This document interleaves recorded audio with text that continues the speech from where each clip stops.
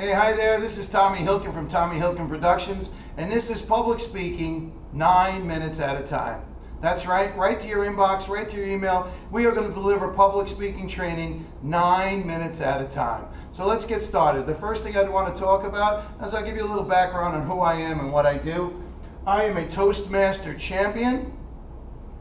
I have trained with the late great Zig Ziglar, and I am certified in public speaking training with the Ziglar Corporation.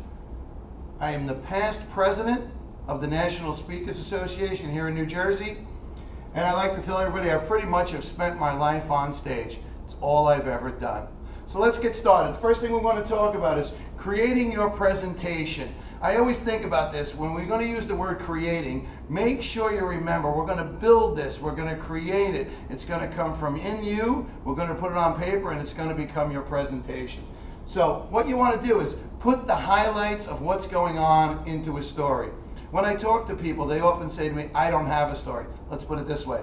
Everybody has a story. And perhaps, just perhaps, your story can help someone else. It could be in a personal life, it could be in their business life, but we've all done something that could help someone else. So think about what is your personal story that you want to write down. Share meaningful personal experiences. That's just what I said. Remember, everybody has a story. What's yours? Put it together. Let's talk to people on how we can help each other.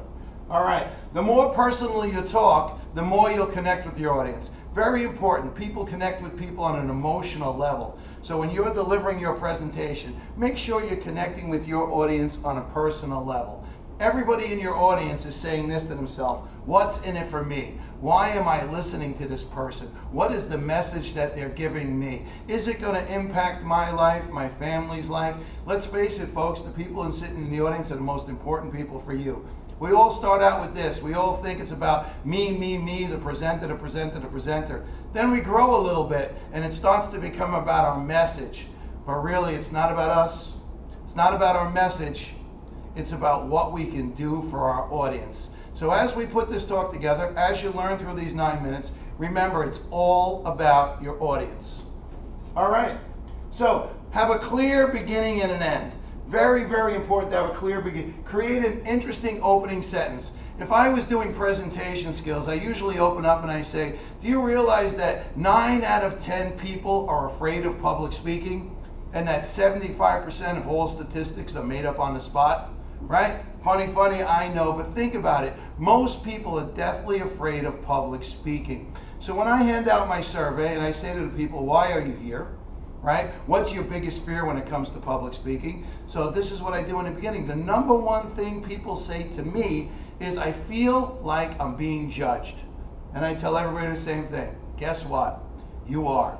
So if you have a fear of being judged and you have a fear of being up here, this is exactly what you need to do to learn this. So have an opening statement that connects with your audience. Something powerful. It could be a bold statement or a powerful question.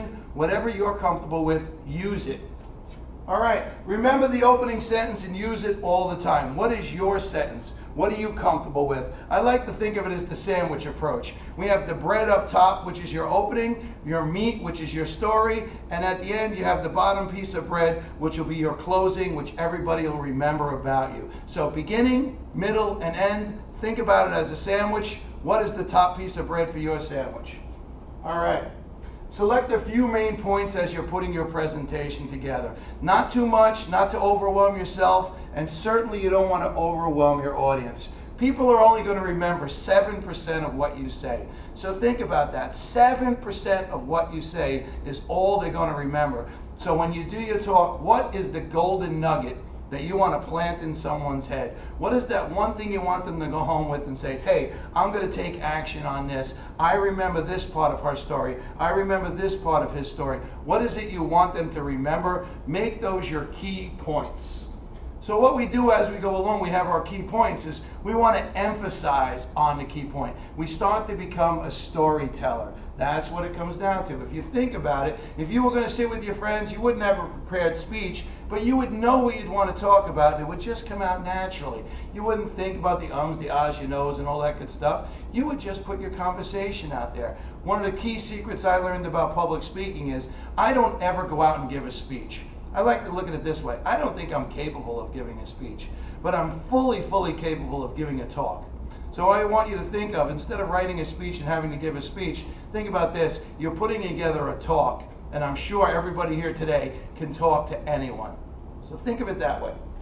All right, choose your points and illustrations carefully. Keep it simple and build on your story. New things will come along, but don't do it while you're live. Do it at home while you're practicing. Something will come to mind. You can put it into your speech and practice it until you get confident with it and it becomes second nature. That's what you want to do. Reminder right here. Practice, practice, practice, and when you're done, practice again. It makes life so much easier. Everybody loves to watch a confident speaker, and the only way to be a confident speaker is to do it. This is one of those things, ladies and gentlemen, where the learning is in the doing. The more you do it, the better you get at it. So practice, practice, practice, and when you're finished, practice again.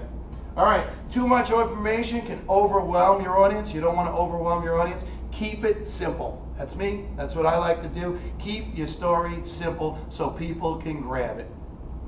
All right. Devise a good closing and memorize it. I'm going to give you my closing no matter where I am. I tell people it's a personal story. My wife and I have been to over 300 concerts since we're together. Our first concert, Kansas, 1978, one of my favorite shows ever, right? And I think about that, but all we've ever done is gone to concerts. So we fell in love with B.B. King. So my wife had this idea one day. She was just going to go out and she was going to bring flowers to the show and bring flowers to B.B. King. So she sneaks her way down. She gets to the front of the audience. She lays the flowers down in front, right? And the guy says to her, you got to get out of here. You're standing in front of the audience. They push her to the side and I say, I clap for my wife. That was amazing. I can't believe you brought these flowers down to B.B. King. She said, just wait, it gets better. So we wait. At the end of the show, my wife says, come with me. We walk around the back of the venue. There's the buses, B.B. King's band. We're starting to see everybody. And a man comes out and walks up to my wife and he says, come with me. And we walk inside and who's sitting there but the king of the blues, B.B. King. Right? My heart's pounding. I kneel down on one knee and I whisper and I say to B.B. King, I say, B.B., I want to thank you. I really love you. Thank you so much for the music and the joy you've given me and my family. And here he is, the king of the blues. He looks up at me and says, no, no, no. I want to thank you. There is no me without you. So I close every one of my presentations with that story, and I remind everybody, I say, ladies and gentlemen, thank you for coming out to my presentation skills training today. Please remember, there is no me without you, right? It's always about your audience, and that's the lesson I learned from B.B. King. You know, a man full of humility who remembered that it was all about his audience. So remember that when you're putting your presentation together. A memorized beginning will enable you to start and finish with confidence. I will have to say this, the most important thing you can do is be confident. And the confidence comes in the doing. Get out there and do it. Step up so you can stand out in any crowd you're in. Think about it that way, right? People who can step up and stand out will be able to sell more. Very, very important.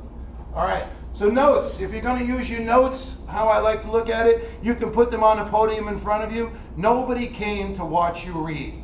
So if you're going to use notes, it's fine. Make sure you break them down into your key points, or how we like to call them, bullet points. Remember your bullet points. The bullet point comes up. Talk about the bullet point. Transition into the next bullet point. But whatever you do, don't read. Nobody came to hear you read. Refer to them only when you need them. Remember, you are speaking, not reading. So ladies and gentlemen, tips. A beginning and an end will help you get your beginning and end together. It'll be very, very powerful for you. You can build the meat in between, but if you're going to practice this week, write out your beginning, write out your end. So what's next? Our next session will be how to organize your speech. What you can do is go to TommyHilkin.com, sign up for this, we'll put it right in your email. This is what's coming up next, how to emphasize your speech, how to organize your speech, TommyHilkin.com or Tommy@TommyHilkin.com. Take the action, you like what you see, join us for the next session of public speaking 9 minutes at a time.